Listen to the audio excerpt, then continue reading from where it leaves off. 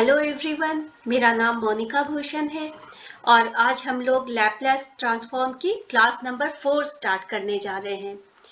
तो आज की क्लास में जो हमने फॉर्मूला लिस्ट तैयार किया है उसमें हम लोग इन दो फॉर्मूला को यूज करने जा रहे हैं। तो अगर आपको याद होगा, इस फॉर्मूला को फ्रीक्वेंसी शिफ्ट प्रॉपर्टी को हमने क्लास नंबर 2 में ऑलरेडी देख लिया है और ये फॉर्मूला मल्टीप्लाई बाई 3 हमने क्लास नंबर 3 में देखा था। तो फ्रीक्वेंसी शिफ्ट प्रॉपर्टी क्या थी हमारी? Laplace transform of e raise to a t into function जो कि टी डोमेन में है। फाइनली हमारा आंसर आता है फ्रीक्वेंसी डोमेन में, वो फंक्शन आता है जहां फ्रीक्वेंसी ए से शिफ्ट होती है, इस ए से फ्रीक्वेंसी शिफ्ट हो जाती है। ओके, और जो हमने मल्टीप्लाई बाई टी फॉर्मूला देखा था जिसमें कोई भी फंक्शन जो कि टी डोमेन में है, अगर हमने मल्टीप्लाई किया है टी से तो हमारा आंसर होता है फंक्शन का फ्रीक्वेंसी डोमेन में एफ एस हम लोग पहले निकालते हैं और तब उसे डिफ्रेंशिएट करते हैं विथ माइनस साइन। अगर हमारा t to the power n है तो यही फॉर्मूला हो जाता है -1 to the power n d n by D s n f s. So in number of times हम लोग डिफ्रेंशिएट करते हैं। तो आज की क्लास में जो हम लोग क्वेश्चंस देखने जा रहे हैं उसमें हमें इन दोनों फॉर्मूला को क्वेश्चन में सॉल्व करना होगा। हमने सेपरेटली इन क्वेश्चंस को देखा था, तो हम लोग इस तरह के क्वेश्चंस को आज सॉल्व करने जा रहे हैं जहां हमारा t भी है, e raise to a t भी है और कोई भी फंक्शन साइन कॉस या कोई भी फंक्शन है, इन दोनों के साथ हो सकता है। अगर सिर्फ t और एफ टी रहता तो आप मल्टीप्लाई बाई टी कर लेते। अगर ये e raise to a t f t रहता तो आप फ्रीक्वेंसी शिफ्ट प्रॉपर्टी करते। हम लोग देखने जा रहे हैं जब t भी है, e raise to a t भी है, साइन और एफ टी साइन कॉस कुछ भी वो भी है, तो उन्हें हमें उन क्वेश्चंस को कैसे सॉल्व करना है। ओके, तो हम लोग इस क्वेश्चंस को 2 स्टेप में सॉल्व करने वाले हैं। तो हमारा स्टेप 1 जो है उसमें हम लोग निकालने जा रहे हैं जो फंक्शन गिवन है वो है t e raise to 2t sine 3t। अगर आपको याद होगा तो हमने डिस्कस किया था कि जब भी हम लोग अपने फंक्शन में लैपलास ट्रांसफॉर्म में e raise to a t देखें तो हम लोग उसे कह सकते हैं e एट एंड। मतलब अभी हम लोग शुरू करते समय e raise to a t को थोड़ा अलग कर लें और जो भी इसके अलावा गिवन है वो हमारा है t साइन 3t। सो हम लोग पहले काम शुरू करते हैं t साइन 3t पर। तो हमारा पहला स्टेप जो है उसमें हम लोग Laplace transform of t into sine 3t निकालने जा रहे हैं। तो इसे हम लोग कैसे निकालेंगे? तो फर्स्ट स्टेप का सपोज फर्स्ट पार्ट जो है वो हमने क्या करना है, पहले हमें इस फंक्शन को फ्रीक्वेंसी डोमेन में लेकर के आना है, इसके वैल्यू को। तो हमने देखा था राइट, हमारा फॉर्मूला क्या है, Laplace transform of t into F T हमारा होता है minus D by D S of F S. Okay, तो हमारा सबसे पहले काम है एफ एस निकालना। एफ एस कैसे निकालेंगे? उसके लिए जो एफ टी है, एफ टी यहाँ पर साइन 3t है जो t के अलावा है। तो हमने कहा कि हमारा एफ टी जो है वो हमने माना है साइन 3t के। तो हम लोग अभी Laplace transform of sine 3t निकालने जा रहे हैं। Laplace transform of sine 3t क्या होता है? तो हमारा न्यूमरेटर में ये हो गया साइन ओमेगा टी, न्यूमरेटर में हमारा ओमेगा आता है divided by S square plus omega square, जो हमने पहली क्लास में देखा था। ओमेगा क्या है? जो भी कांस्टेंट है हमारा टी के साथ में। तो ये हो गया हमारा 3 by S square plus 3 square, जिसे हम लोग लिख सकते हैं 3 by S square plus 9। Okay, ये हमारा एफ एस आया, हमारा एफ एस आ गया है। अब हमें इसे डिफ्रेंशिएट करना है माइनस साइन के साथ में। तो हम लोग क्या करने जा रहे हैं, minus D by D S of F S. F S हमारा 3 बाई एस स्क्वायर प्लस 9 है। इसे कैसे करना है, माइनस मैंने बाहर निकाल लिया और 3 भी कांस्टेंट है, बाहर निकाल लिया।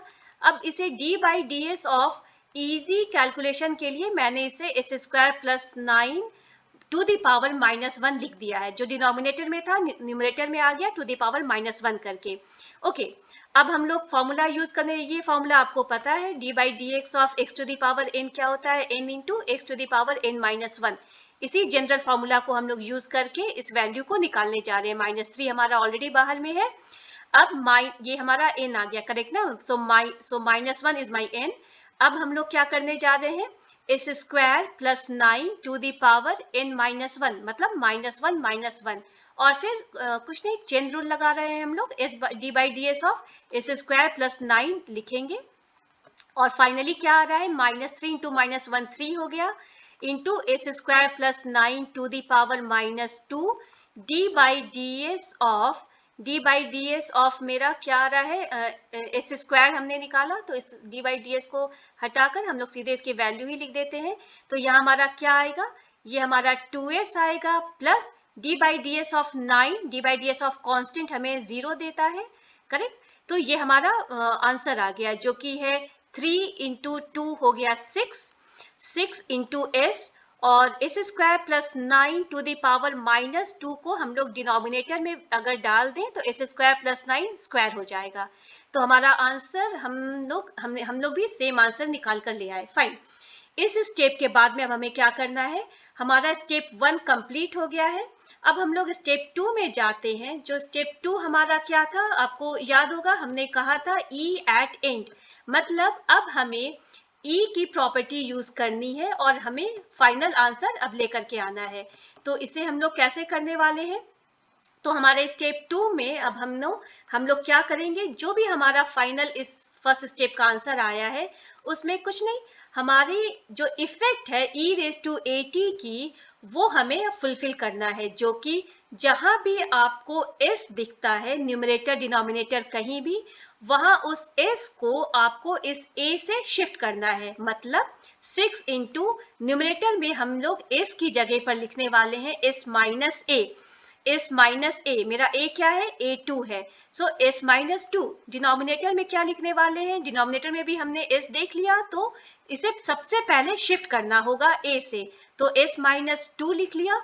उसके बाद इसको स्क्वायर लगा दिया, प्लस 9 किया और इसका होल स्क्वायर किया, तो ये हमारा न्यूमरेटर बन गया 6 इंटू, तो हमारा न्यूमरेटर हो गया 6 इंटू एस माइनस 2 और डिनोमिनेटर हो गया a minus b whole square is a square plus b square minus 2ab, तो s square plus 4 minus 2 into 2 4s plus 9 whole square.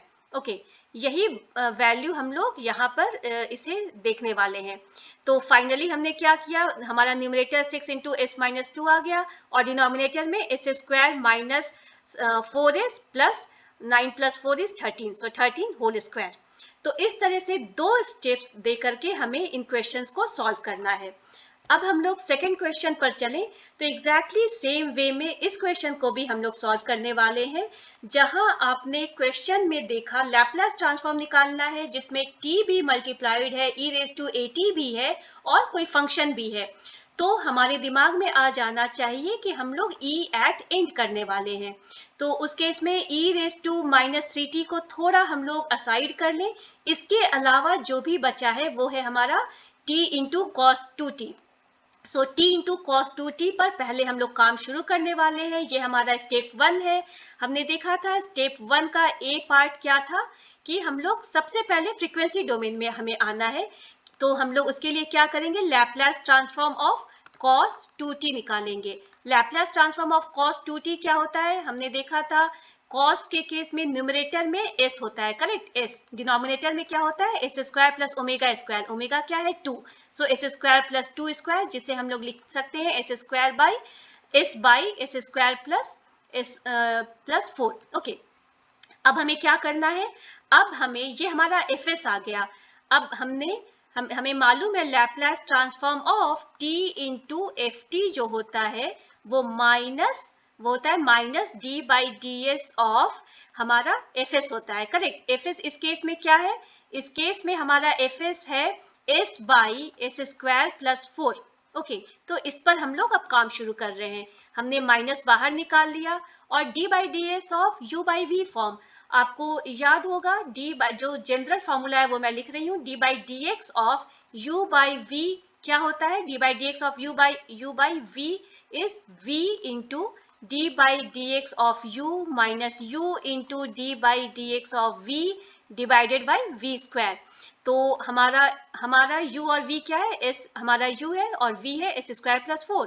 तो हम लोग एस स्क्वायर प्लस 4 हमने लिख लिया into D by D S of U हमारा S है, okay, minus S into D by D x of V, मतलब D by D S of S square plus 4 और divided by V square divided by S square plus 4 whole square, okay.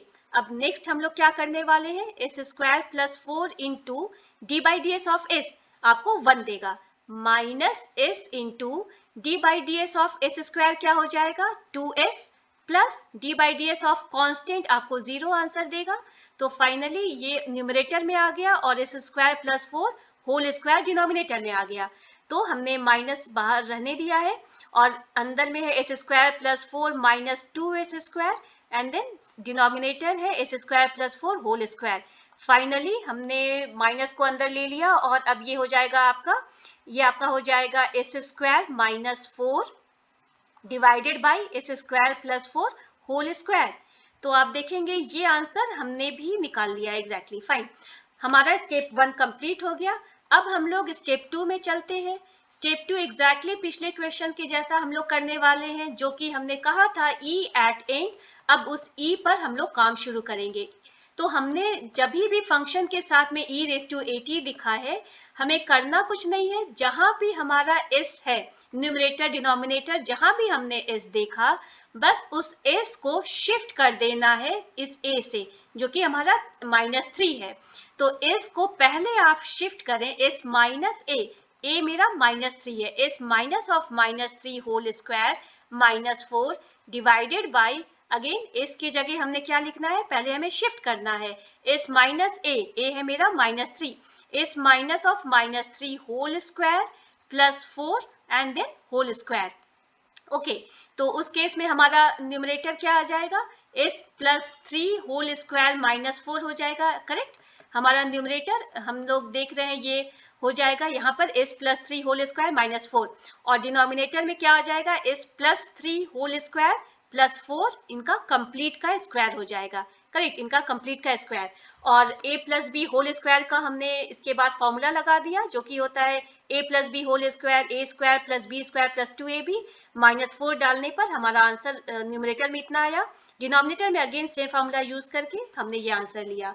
तो 2 step में हम लोग को इस type के questions को सॉल्व करना है, ओके। सो अगर आपको मेरी क्लास यूजफुल लगी हो तो प्लीज़ लाइक एंड सब्सक्राइब करें मेरे चैनल को। Thank you.